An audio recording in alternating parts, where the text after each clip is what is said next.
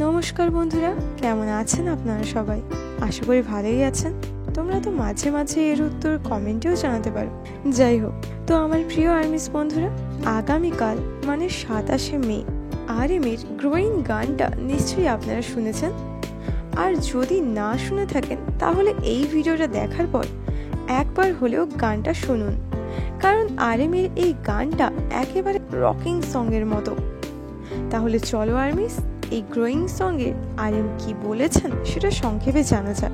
Growing হলো একটু আলাদা ধরনের হিপ হপ ট্র্যাক, যা একটি রকিং শব্দ এবং এই গানটিকে আকর্ষণীয় কোরাস দ্বারাও চিহ্নিত করা হয়। RM এর লাস্ট অ্যালবাম রাইট প্লেস রং পার্সনের মধ্যে এই সংটি রয়েছে, গ্রোয়িং। এই সংটি RM সাধারণত হেটার্সদের উদ্দেশ্যে গেয়েছেন।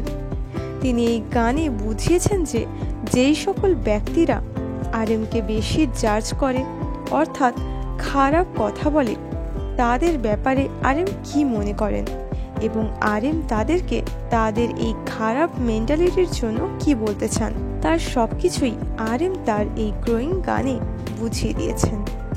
তো আর্মিস, তোমরা নিশ্চয়ই বুঝতে পেরেছো যে আমাদের লিডার RM এই গ্রোয়িং মিউজিক ভিডিওর দ্বারা কিভাবে হেটার্সদের মুখ বন্ধ করে দিয়েছে।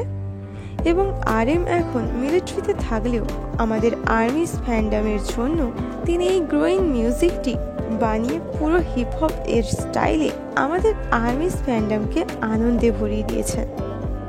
তো আর্মিস, তোমাদের সবার শেষে একটাই কথা বলবো যে তোমাদের চেনা পরিচিত কোনো হেটার্স থাকলে তাদেরকে পারলে একবার BTS RM এর এই গ্রোয়িং মিউজিক ভিডিওটা একবার পাঠিয়ে দাও, তাহলে তারা বুঝতে পারবে হেটার্স হওয়ার ফল কি।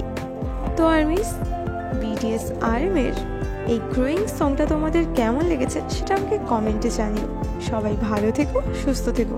দেখা হচ্ছে পরের ভিডিওতে। বাই।